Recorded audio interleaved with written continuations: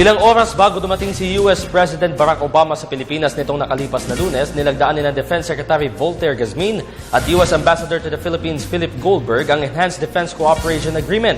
Balikan natin ang report ni Sweden Velado. Relasyon sa pagitan ng Pilipinas at Estados Unidos mas pinaigting matapos formal na lagdaan nila Defense Secretary Voltaire Gazmin at US Ambassador to the Philippines Philip Goldberg Enhanced Defense Cooperation Agreement o EDCA para mas mapalakas ang Mutual Defense Treaty sa pagitan ng dalawang bansa.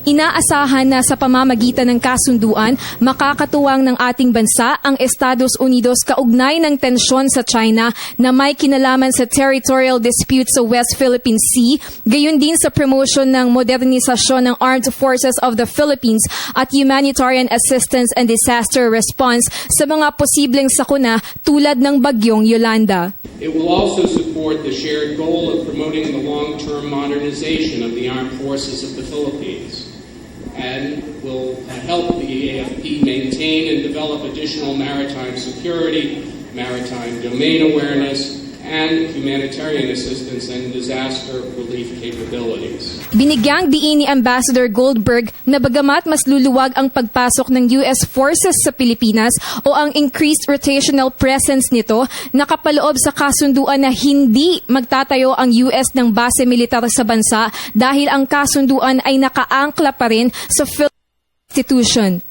And the understanding that the United States does not intend to establish a permanent military presence in the Philippines. Nakapaloob sa EDCA na ito ay epektibo hanggang 10 taon lamang, ngunit maaari namang i-renew depende sa kailangang suporta ng Pilipinas. Idinagdag naman ni Secretary Gazmin na bahagi ng EDCA ang paggawa ng joint training exercises tulad ng balikatan na gagawin sa susunod na linggo. Ayon kay Gazmin, ang hakbang na ito ay makakatulong upang mapalakas ang AFP. Weeks ago, U.S. Secretary of Defense Chuck Hagel and I had the opportunity to talk about the important role which the Enhanced Defense Cooperation Agreement would be playing in the furtherance of the relationship of our defense and military establishments. This agreement allows us to work on what is called for under the MDT, which is the development of individual and collective capacities. Samantala, ang kasunduan ay naisapinali nitong Sabado at Linggo at itinakdang umaga bago dumating si US President Barack Obama para sa kanyang opisyal na pagbisita sa Pilipinas ngayong araw. Para sa Telebisyon ng Bayan, ako si Sweden Velado.